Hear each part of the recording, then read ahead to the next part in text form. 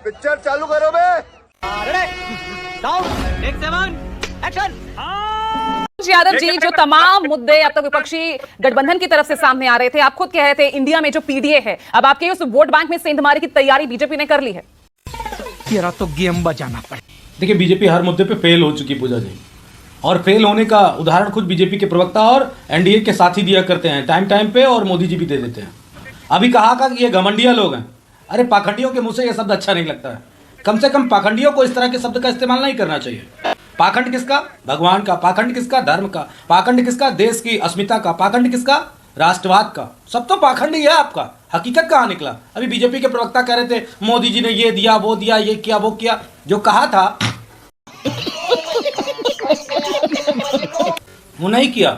ना 15 लाख दिया, ना 2 करोड़ रोजगार दिए, ना काला धन आया जो सबसे बड़ा मुद्दा था, ना दाऊद आया, ना तमाम सारे भगोड़े आए, ना भागे हुए मोदी आए।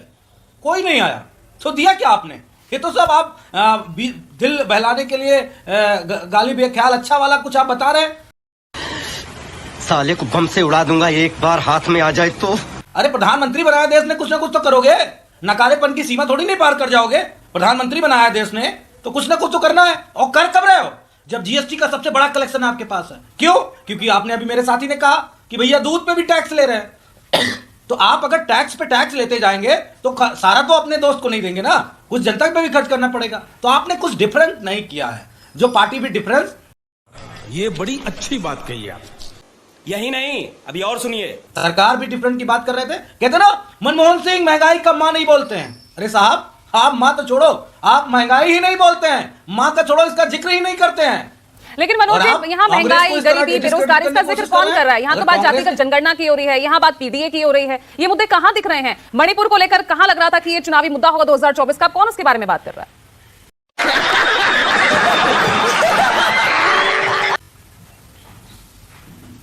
अच्छा, लाल किले से देश का प्रधानमंत्री परिवारवाद की बात करेगा, एक जाति की, एक धर्म की बात करेगा, तो हम कैसे नहीं उठाएंगे इस मुद्दे को कि जाति जनगणना हो?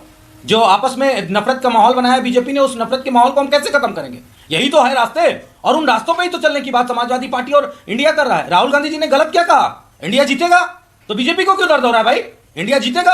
आप में अगर दम है तो आप कहो इंडिया जीतेगा, लेकिन यहां भी आरोप प्रत्यारोप की राजनीति करना चाह रहे हो। और मोदी जी ही सब कुछ है इस देश में, यह दुर्भाग्यपूर्ण है। मैं नहीं कह सकता, कांग्रेस नहीं कह सकती, आप पार्टी नहीं कह सकती। और अभी आप पार्टी के प्रवक्ता को बता रहे थे कोई साहब, इनके 2 मंत्री जेल में हैं, वो इसलिए हैं, वो बेल पे कल हो जाएंगे।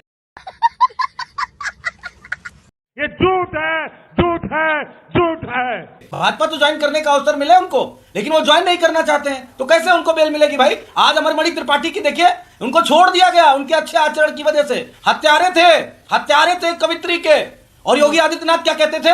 अरे यहां तो या तो अपराधी जेल में रहेगा या तो प्रदेश से बाहर रहेगा। आपको पता है अब उत्तर प्रदेश में भी अपराधी हैं, और जो अपराधी जेल में उनको भी बेल मिल रही है। तो किस मुंह से आप लोग ये बातें कह रहे हो भाई? मुझे अपने घर जाना है। शाबाश बेटा।